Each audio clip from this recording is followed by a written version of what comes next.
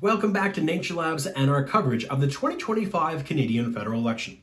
I want to speak for a moment about polls. Some people love them, some people hate them, but the reality is we all look at them because we're curious as to how our neighbors might cast their ballot.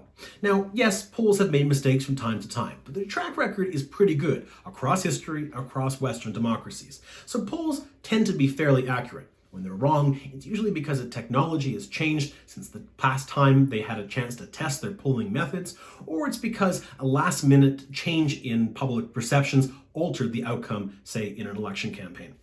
In this case, what could change from what the polls are saying to the outcome tonight? Well, it's probably an event like Saturday's, where it might alter that ballot question, as we talked about earlier, and shift people's intention at the last second in a time period that polls can't possibly capture. So that is possible tonight. But if we assume the polls are accurate, we do know this is going to be probably a close election. So let's look at the political parties and how the polls might impact their outcome and what their pathways are to victory. Starting with the Green Party. They went into dissolution, as you know, with 2 seats in the House of Commons. Tonight, they got no pathway to government, let's be honest. They really are struggling to make sure they even keep a presence in the House of Commons. Keeping those 2 seats, the polls tell us, will be a challenge.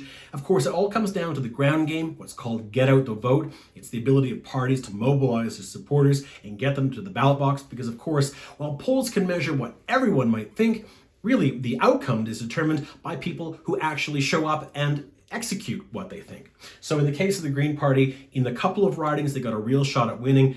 Are they able to mobilize their votes? The polls suggest they're probably going to end up with 1 seat, so their seat count will be halved, and it'll be a real question mark whether they can have any kind of input into the House of Commons moving forward with such a minimal presence. They basically are almost becoming like an independent candidate. The Bloc Québécois, of course, at times in our history, have played a major role in Parliament, where they've in fact formed our official opposition. And at times going into this election, it was thought that they might form the official opposition again. But again, as we discussed, Trudeau resigned, Trump came to power, and everything changed for the Bloc. Now, many people in Quebec, even those who are pro-separatism, realize that if America annexes Canada, no matter how unlikely that might be, the French culture, the French nation within a nation would be even more under threat from Trump than it would be from, say, Canada as a whole. Now, Blanchette, towards the end of the campaign, took some very strong and controversial stances, arguing against the concept of Canada. So we'll see how that impacts voters tonight in Quebec. Of course, once again, the Bloc Québécois has no chance of forming government tonight, and realistically no chance of forming the official opposition either. It really comes down to what size of presence they'll have in the House of Commons, and if it's a minority of government, say whether they'll have the ability to hold the balance of power and basically really shape the agenda by forcing one political party or another to adhere to their demands in order to pass the bills that the government wants to pass. But that comes down to whether this is a majority or a minority, and in many ways, whether it is a majority or minority government tonight will be determined by voters in Quebec. It's one of Canada's biggest provinces. It's obviously incredibly sized in terms of population. It also has a tremendous number of electoral ridings. So how the Bloc does or doesn't do tonight in Quebec will go a long way to determining which party is able to form government and whether they're able to form a minority or majority government. So that's the Bloc situation this evening. The NDP, it's a much different scenario. In past elections, of course, again, they had once upon a time formed the official opposition and were poised for a long time to possibly be in that scenario again tonight. But again, events transpired, situations changed, and the NDP is fighting for its political life. While they won't be wiped off the political map tonight, they could be significantly reduced in terms of the number of seats they have in the House of Commons. Some polls suggest that they will be losing official party status. Now, what does that mean, you ask? It's that all-important term that means you get money, power, prestige, influence over the policy agenda in the House of Commons. That magic number is 12 seats. Without those 12 seats, they lose a lot of status, a lot of influence, and a lot of ability to navigate the policy agenda to what their party feels is the biggest priority. So if the NDP loses official party status tonight, that's a significant blow to a party that's enjoyed that status for much of their time since they came onto the scene way back when in Saskatchewan in the 1960s. So that's the big question for the NDP tonight, is not whether they'll form government, it's not whether they'll form the official opposition. Both of those ships have sailed. It's really whether they can hold on to official party status and maintain influence in the House of Commons. And again, that influence becomes much more important if one government has a minority rather than having a majority. Which brings us to the Liberals and the Conservatives. They're the two major political parties in Canada. One way or another, one of these parties in one name or another have formed government in our country since Confederation, and that will be the case again tonight. That's the real battle, the heavyweight fight. Now, as you know from the polls, as we talked about before, going into this election prior to Justin Trudeau's resignation, it was a foregone conclusion that the Conservative Party was going to form government. But that all changed when Trudeau resigned and Trump started threatening Canada's sovereignty. Now it's a two-horse race between the Liberals and the Conservatives, and the Liberals are very much back from the dead. In fact, polls tell us they're poised to form government tonight, possibly even a majority government.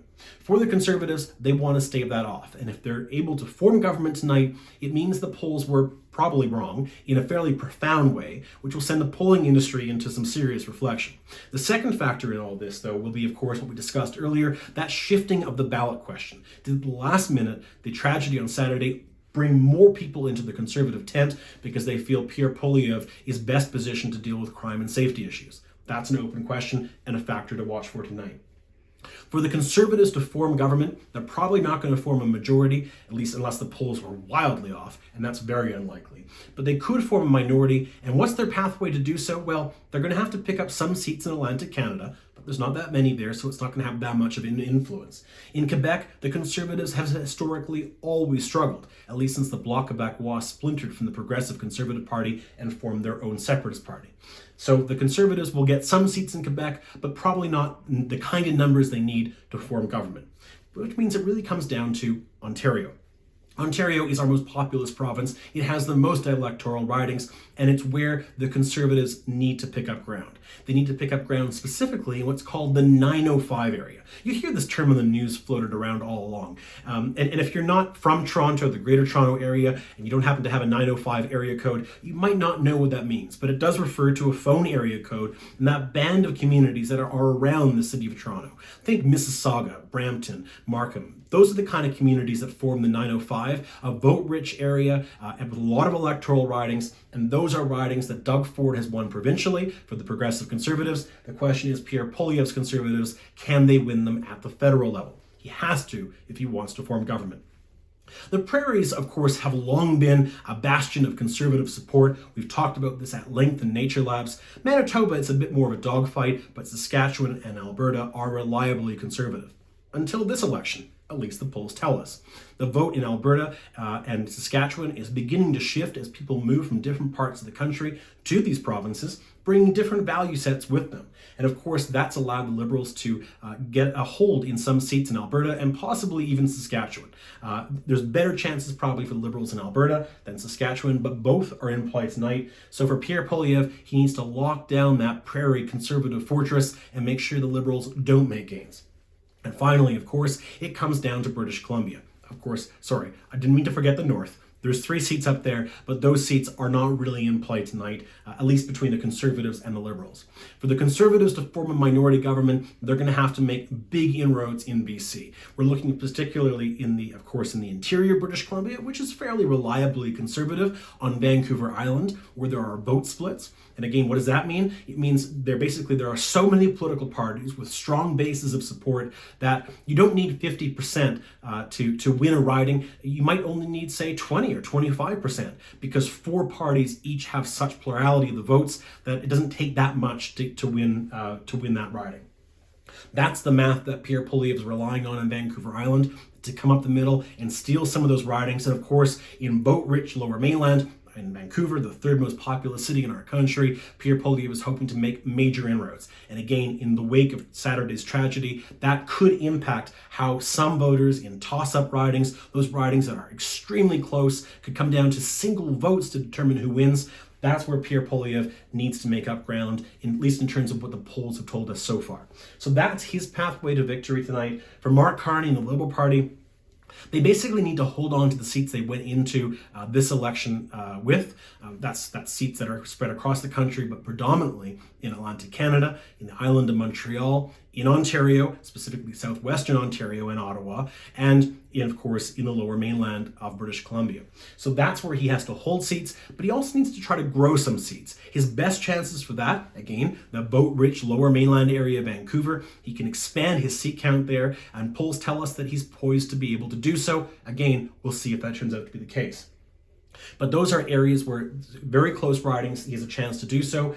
Alberta, we talked about before, and maybe even Saskatchewan, to pick up a couple of seats, to solidify his base in Manitoba, to grow his base in Ontario more than they have right now, again, in that pivotal 905 region, and of course, pick up significant higher seat count in the province of Quebec. In all of these scenarios we've laid out for the Liberals, it's largely relying on other political parties to collapse. So in other words, the Conservatives can probably win without the Bloc Québécois imploding. The Liberals probably can't win a majority government, at least, without the Bloc Québécois seat count diminishing significantly. Equally, the Liberals tonight are not going to win if the NDP vote doesn't collapse. The collapse of both of these parties, and to a lesser extent the Greens, are actually bringing more voters into the Liberal Party tent and giving them a higher odds of winning in the ridings they need to in order to form government. So in other words, this election isn't necessarily being won by Mark Carney, it's being lost by Pierre Poilievre because other parties are doing losses on really historic scales, at least in terms of their historical electoral records for, say, the Bloc Québécois, the Green Party, or the NDP. So if voters in the end go back to their traditional parties, the Liberals' vote might collapse enough for the Conservatives to come up. If these parties continue to stay depressed and those voters migrate to the Liberals, they've got a much stronger chance at forming government, possibly even a majority. So that's what the polls tell us. That's how it could impact tonight's outcomes. And those are the pathways for victories for each of the party leaders. And we'll see which one turns out to be the right path for a leader tonight.